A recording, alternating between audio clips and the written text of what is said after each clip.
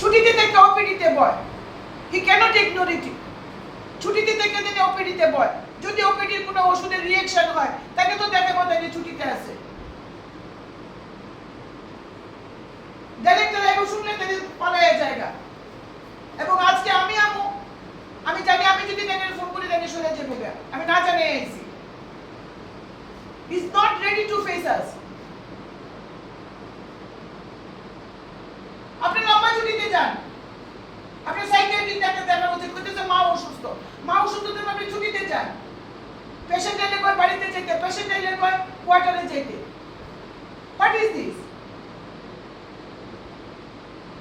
তখন বাবু সবাই এত টাকা বুঝতো না, এখন এতটা ডিগ্রেড হয়েছে। এটা একটা জরুরি পরিষেবার বিষয়, মানুষের স্বাস্থ্য নিয়ে পরিষেবা। এই হাসপাতালে তিল করে জিনিসপত্র আমি এনে সাজাইছি। চোখের জন্য আমি সিএম রে কইছি আমার 48 ঘন্টা গেছে না কাগজ আয়া পড়ছে আপনাদের কাছে, অথচ আজকে অবধি আমি চালু করতে পারছি না। আমি তো আইডি এক্সিকিউটিভ ইঞ্জিনিয়ারে বলে আইডি এক্সিকিউটিভ ইঞ্জিনিয়ার আমার এস্টিমেট দেয়া হয়েছে ম্যাডাম, আমি কবে পাঠাইছি। হ্যাঁ বলছি তো, তাই এটা কতক্ষণ লাগছে? আপনি 6টা ওপিডি বুকে কতক্ষণ লাগছে? কোন অফিসে কি করতেছেন? অফিসে হেলথ ক্যাম্পের কাগজ চাই। কয়টা হেলথ ক্যাম্প হইছে? কয়টা হেলথ ক্যাম্প হইছে? কোথায় কাগজ? কোথায় কাগজ দেবে? মানুষের অভিযোগ ড্রাইভার ছুটিতে, অ্যাম্বুলেন্সের গাড়ি অ্যাম্বুলেন্স আছে, আপনি অ্যাম্বুলেন্সের গাড়ি চালাইতেন না, আপনি কইছেন এসডিএম অর্ডার, আপনি তখন আমারে কয়ে গেছে, রেকর্ডিং আছে। এসডিএম অস্বীকার করছে যে এমন কোনো অর্ডার করছেন না। আমাদের কাছে রেকর্ডিং আছে, আপনি এসডিএম এর সামনে কইতেছেন যে আপনি শুধু অফিসের গাড়ি চালাইবেন, অ্যাম্বুলেন্স চালাইবেন। এসডিএম কইছে এমন কোনো অর্ডার আমি পাস করি নাই। কারণ কি? কারণটা কি? কি একদিনও গেছেন না আপনি অ্যাম্বুলেন্স নিয়ে? Not a single day.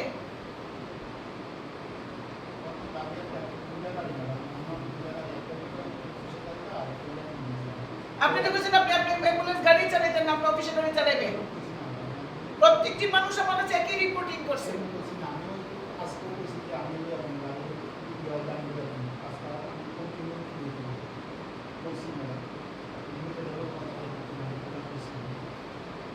আমি আজকে আপনার লাস্ট ওয়ার্নিং দিতে আসি, টোটাল ভিডিও আমি সিএম স্যারের কাছে দেব।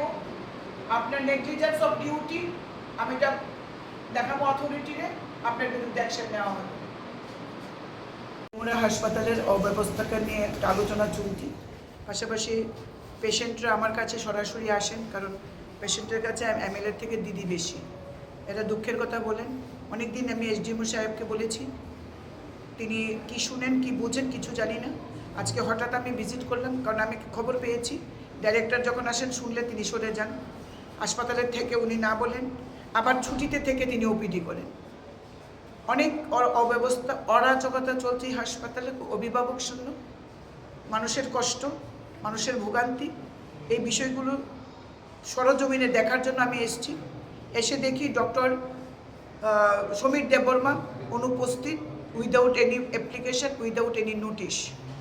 এখানে অনুপস্থিত যিনি আয়ুষ্মান ভারতের মেইন কাজ যিনি করেন তিনি অনুপস্থিত, কোনো ছুটির কোনো অ্যাপ্লিকেশন নেই, কিছু নেই। এরকমভাবে প্রত্যেকটি ব্যাপারে আমি এসডিএমওকে প্রশ্ন করায় তিনি কোনো সদুত্তর দিতে পারেননি।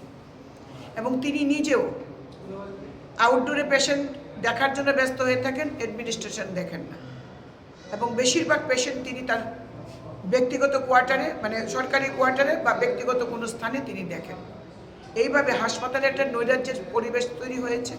পত্র পত্রিকা, সোশ্যাল মিডিয়া এবং বিভিন্ন বৈদ্যুতিন চ্যানেলে আমি দেখে আমি আজকে এসেছি, এবং সত্যি আমি ঘটনার সত্যতা আমি পেয়েছি।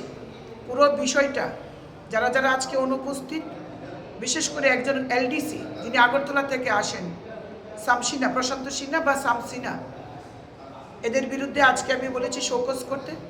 আমি ডাইরেক্টর অফ হেলথ দেবশ্রী দেববর্মাকে, ডক্টর দেবশ্রী দেববর্মাকে জানিয়েছি, মাননীয় মুখ্যমন্ত্রী তথা স্বাস্থ্যমন্ত্রী, ওনাকে আমি ব্যক্তিগতভাবে সমস্ত কিছু আমি অবগত করব। তেলিয়ামুড়া হাসপাতালের এই দৈন্য দশা এবং তেলিয়ামুড়া হাসপাতালের এই অরাজকতা এটা আমি বন্ধ করবই। দালাল চক্র বৃদ্ধি পেয়েছে, তার বিরুদ্ধে আমি অ্যাকশান নেব, এই অ্যাকশান আমার জারি থাকবে। ম্যাডাম, অ্যাম্বুলেন্সের একটা ঘাটতি আছে বর্তমানে তেলিয়ামুড়া মহকুমা হাসপাতালে। অ্যাক্সিডেন্ট হয়ে দীর্ঘদিন ধরে তেলিয়ামুড়া মহকুমার, সেই ব্যাপারে কী ব্যবস্থা নেওয়া হবে? দেখুন, আমি আমার বিধায়ক এলাকায় উন্নয়ন তহবিল থেকে প্রায় 11 লক্ষ বা 9 লক্ষ টাকা খরচ করে আমি একটা অ্যাম্বুলেন্স দিয়েছিলাম। তার আগে আরেকটা অ্যাম্বুলেন্স ছিল। আমার জ্ঞান মতে এখানে 2টো অ্যাম্বুলেন্স থাকার কথা, কিন্তু আপনাদের মুখ থেকে শুনছি বা কিছুদিন আগেও আমি অভিযোগ পেয়েছি যে এখানে যদি অ্যাম্বুলেন্স শর্ট থাকে, আমি অ্যাম্বুলেন্স ব্যবস্থা করব, সেটা রাজ্য সরকারের কোষাগার থেকে হোক কিংবা আমার বিধায়ক এলাকা উন্নয়ন তহবিল থেকে, কারণ আমার টাকাটাও রাজ্য সরকারের টাকা। সুতরাং মানুষকে পরিষেবা দিতে গেলে যেখানেই যেতে হয়, যে দরজায় করা নাড়তে হবে, আমি সেখানেই